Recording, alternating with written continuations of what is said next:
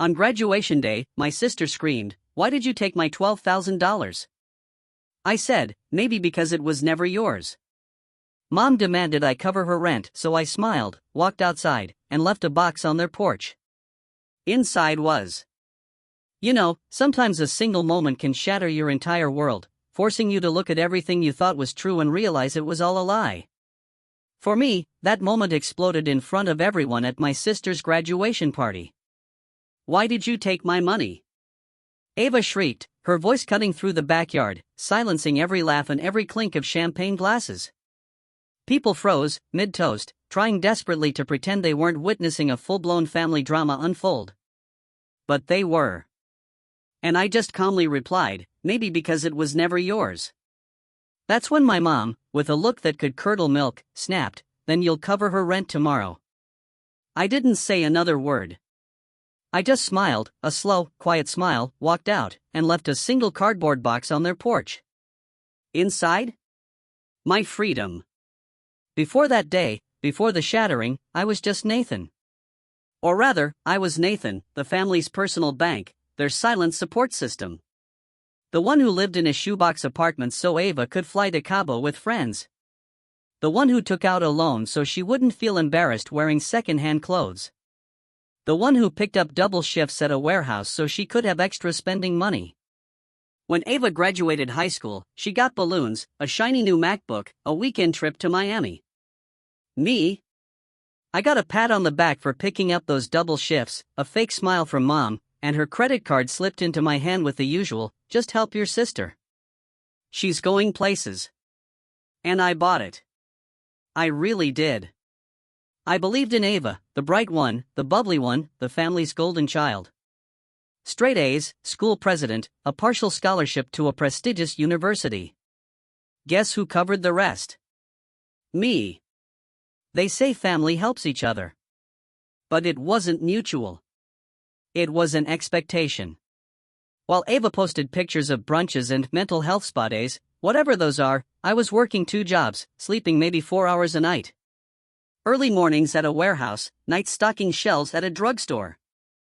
The first $2,000 I ever deposited into our joint account felt like hope. Mom said it was smart to save together. But I never had access. Only Ava did. "It's for her future," Dad had said, like I didn't have one of my own. The one time I dared to ask for a few $100s for a car repair, Dad looked at me like I'd spat in his dinner. "Your sister needs stability. You can figure it out." Figure it out, I always did. Like when our heater broke in winter and I slept in 2 coats, while Ava stayed at a friend's. Or when I had to choose between a dentist appointment and renewing my bus pass. I chose the pass. My jaw still clicks when I chew on the left side. Ava, meanwhile, couldn't even figure out laundry. I once caught her Googling how to clean a microwave.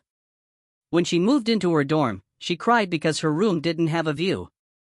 A view, guys. I carried 3 flights worth of her things alone.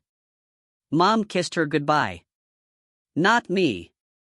2 years into college, Ava changed majors. Then again. And again. Psychology, communications, fashion marketing. She finally settled on event management after planning her own 21st birthday party and calling it a transformational experience. I was 24, still living at home, still working, still transferring money. "You're being a good brother," Mom would say, after I handed over my paycheck. And for years, I believed that too. Until one night, I overheard Ava on the phone with a friend. "Nathan? He's kind of just there. Like, I don't know. He just works a lot. He's nice, quiet, kind of sad, honestly." Kind of sad as sad was watching my parents gush over someone who got praised for not burning toast, while I got grounded for being 5 minutes late from work. Sad was seeing Ava's Instagram post, thankful for my family who made my dreams possible, over a picture of her by a rooftop pool with 2 champagne glasses. I wasn't in any of the photos, but I was the one who paid for the pool. Then came my birthday. My 27th. No text from Ava. Nothing from Dad. Mom remembered, but only because she needed a ride to Costco. I was going to bake something, but I've just been swamped with Ava's graduation plans, she said, scrolling through centerpieces on her phone. That night, I sat in the parking lot of a burger joint with a cupcake I bought myself and thought, if I disappeared, would anyone even notice? And then, the phone buzzed. Ava. She'd overdrafted the account again. Nate. She whined, her voice syrupy sweet. Can you just move some cash into the joint real quick? I forgot to check my balance. I booked a glam team for the ceremony tomorrow. Super last minute. Why don't you use your own money? I asked flatly. She actually laughed. Ugh, I am. It's ours, remember? You're such a stress ball. And something inside me snapped. Not with rage, not even with sadness. It was like a curtain dropping. The show was finally over. I didn't respond. That night, I withdrew every single cent from the account. $12,072. My money. It wasn't theft. It was a refund. The next day, graduation.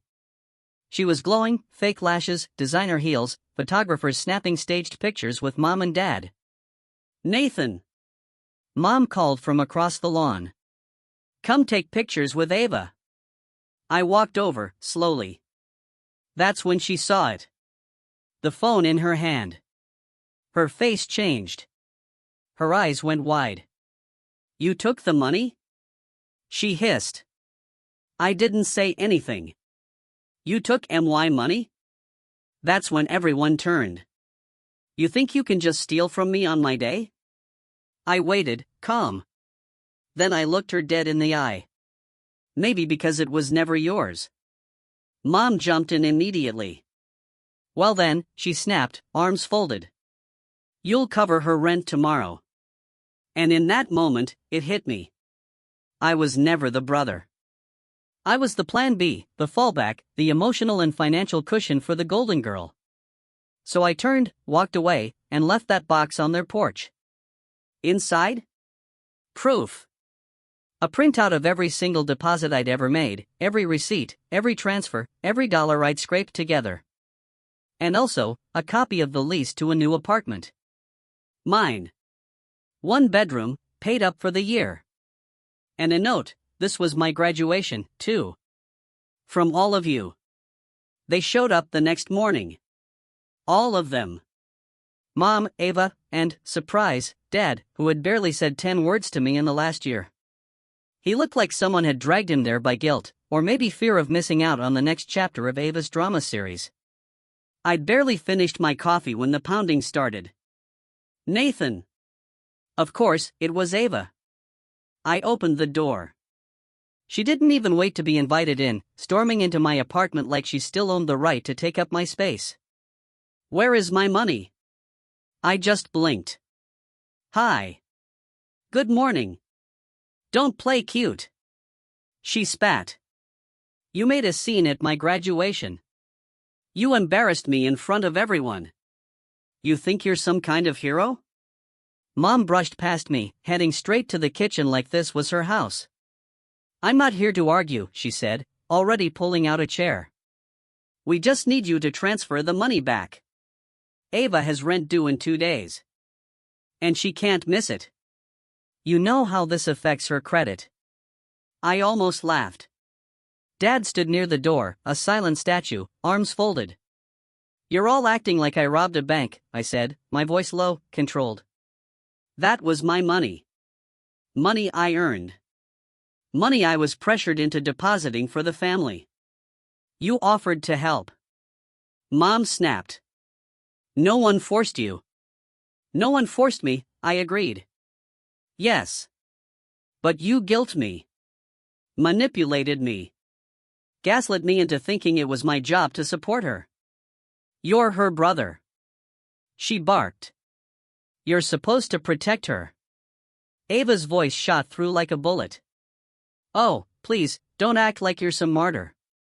You think working at a warehouse makes you a saint? You've been bitter since I got into college. I stared at her. You didn't get into college. You were carried there by my paychecks. She flinched, but recovered quickly. "You're just jealous," she said coldly. "Always have been. You've always hated that I'm the one who actually matters in this family." There it was. Finally spoken. The quiet part out loud. Mom didn't even deny it. She just sighed and looked away, like I was exhausting her with my emotions again. And then Dad spoke. Not to Ava. Not to Mom. To me. "I think you should just give it back," he said. "This isn't worth tearing the family apart." Tearing the family apart, like they hadn't been tearing me apart, piece by piece, for a decade? "Let me get this straight," I said, stepping forward. "I pay for her education, help her survive 4 years of college she barely took seriously. And now that she's got a diploma and a starter job, I'm still expected to what? Fund her rent, her lashes, her vacations?" "She's your sister," Dad repeated flatly. "And I'm your son." I snapped. "Or did you forget that part?" His face hardened. "She needs it more," Mom said, stepping in. "You've always managed. You'll be fine." There it was. The family motto. You'll be fine. It wasn't comfort. It was a sentence. Because you'll be fine meant we don't have to worry about you. You'll survive the neglect, the unequal treatment, the mistreatment. You'll survive while she gets help. Praise. Resources. Love, I won't be fine, I said. Not anymore. Not if I keep pretending this is normal. Then I pointed to the box still sitting by the couch, the same one I'd left on their porch. Go ahead, I said. Look inside. Ava snatched it open. Pages spilled out. Bank statements, transfer logs, even text message screenshots where Mom told me not to mention the shared account to outsiders. Ava stared, reading in silence for once. Then I dropped the real bomb. I spoke to a lawyer, I said. The account's legally mine. Every dollar, every transfer. I can prove it. Which is all of them. Mom blinked. You what? Dad finally took a step forward. That's ridiculous. You wouldn't go that far. Oh, I would, I said. Because I'm done. Done pretending this is a family. Done being the support beam while Ava builds her castle out of my spine. Ava's hands were shaking now. You're being unfair. She spat. No, I said. I'm free. I walked to the door and opened it wide. You need to leave. What? Mom gasped. I repeated, louder this time, you need to leave. This is my home, my money, my life. And none of you are welcome to leech off it anymore. Ava looked like she might throw something. Mom's face turned white.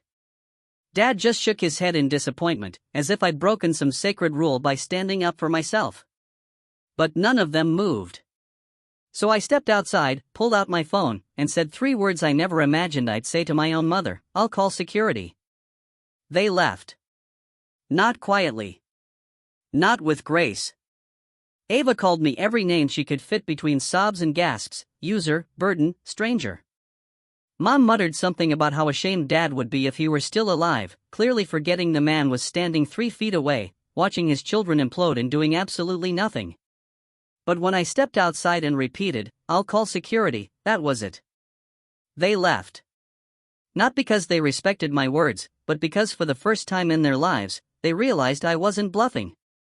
And that scared them. The silence after they were gone was the loudest thing I'd ever heard. I closed the door, locked it, then sat on the floor for 10 straight minutes, trying to breathe. My heart was racing, hands shaking. But it wasn't fear. It was adrenaline. I'd been holding in that scream for a decade. And now that it was out, and they were out, I could finally hear myself think again. I didn't cry. I didn't smile, either. It was more like something inside me just clicked into place.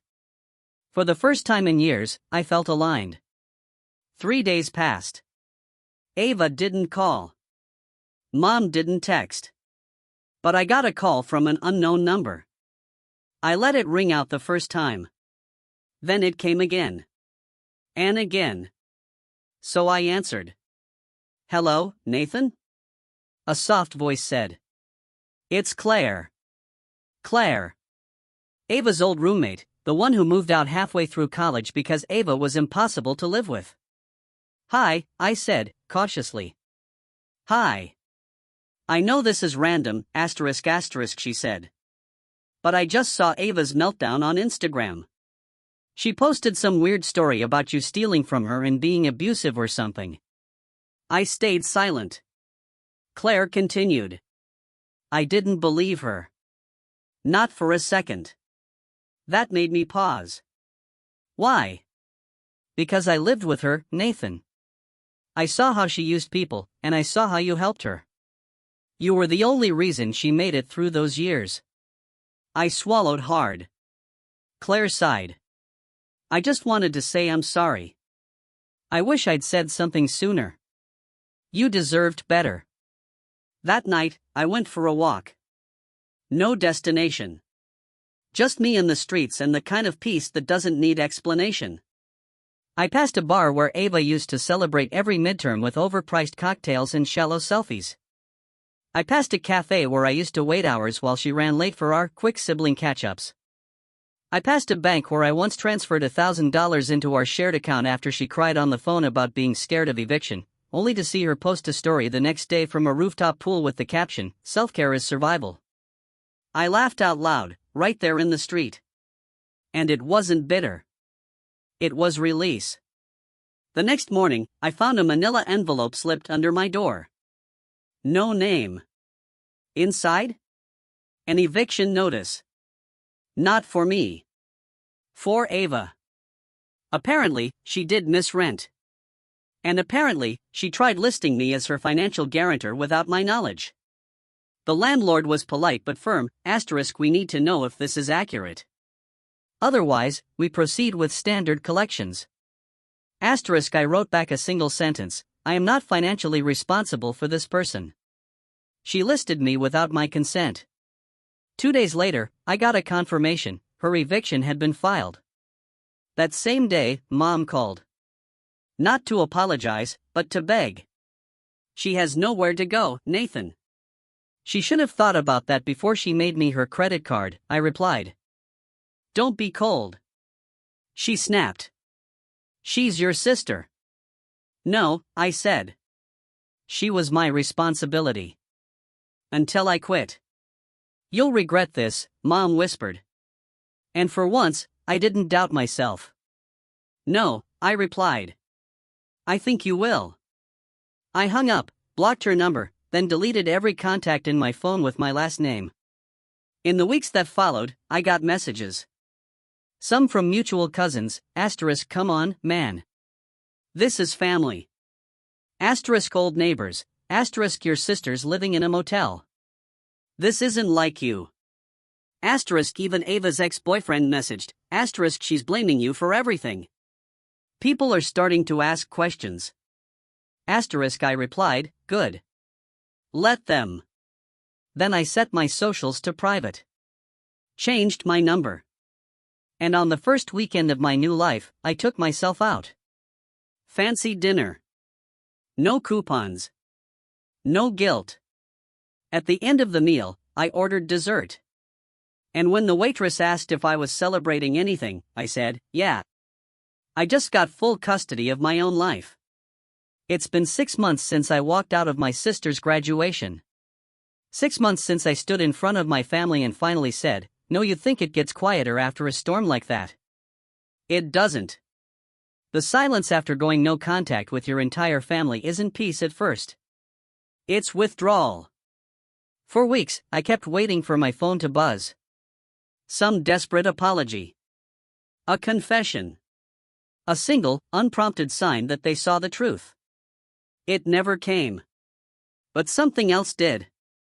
Freedom. I moved cities. Got a promotion. Found an apartment with a balcony just big enough for one chair, a plant I named Boundaries, and a view of the skyline that glows like fire at night. I sit out there sometimes and think about all the versions of me I had to kill to get here. The version who thought being useful was the same as being loved. The version who believed family was allowed to hurt you so long as they called it care. The version who was terrified of being alone because he didn't know what being whole felt like. That version of me is gone now. And honestly, I don't miss him. The new me shops alone, eats alone, reads alone. And none of it feels lonely. I learned to enjoy silence without bracing for the next obligation. I learned to spend money without guilt. I learned that you can forgive people without ever letting them back in. And on some quiet mornings, I catch my reflection and almost don't recognize the man in the mirror. Not because I've changed, but because for the first time in my life, there's no one else staring back with expectations. A few weeks ago, I got a letter. An actual letter, handwritten, from Ava. The envelope had no return address. Inside, a folded graduation photo of her, smiling, shining, surrounded by people I once called my family. Scrawled on the back in shaky ink were 4 words, hope it was worth it. No signature. No explanation. Just venom sealed in paper. And here's the thing, it was. Because yesterday, I got a different letter. From someone I didn't expect. Her name was Becca, Ava's old college friend, one of the few who saw the cracks. She wrote, "You don't know me well, but I watched what your sister did for years. How she used you like a lifeline she never earned. I saw the posts, the stories. I heard the things she said behind your back when you'd send her money. You weren't her brother. You were her backup plan. What you did. That was brave. I just wanted to say thank you. You showed me how to cut off someone who only calls you when they're sinking. I left my toxic fiancé 2 months ago. You inspired that." I sat on my balcony for a long time after reading it. Didn't cry. Didn't smile. Just felt seen. And then something happened that I didn't expect. One night after work, I got home to a box outside my door. No name, no return address. Inside, a dusty shoebox with 3 things, a photo of me and Ava, age 10 and 13, arms around each other at the beach. A crumpled sticky note, "I didn't deserve you."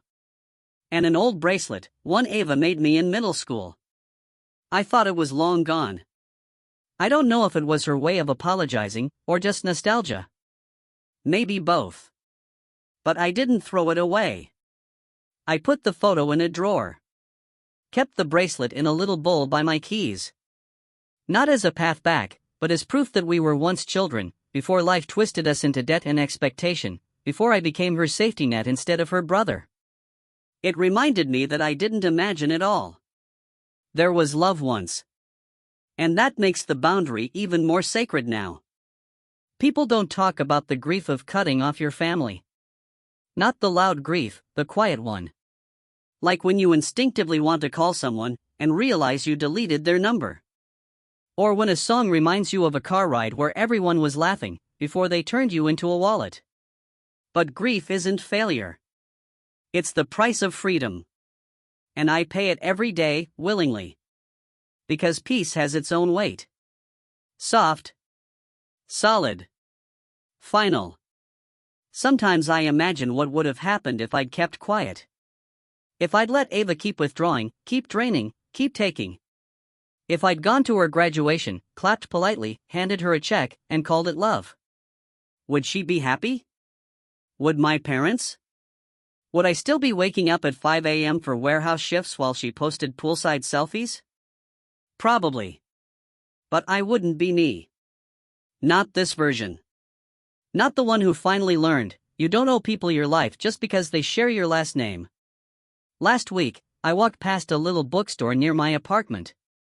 They had a sign outside. Family isn't always blood. Sometimes it's peace. I stood there for a long time. Then I walked inside, bought that sign, and now it hangs above my desk, next to the photo I took the night I moved in. One chair. One plant. One man who finally chose himself.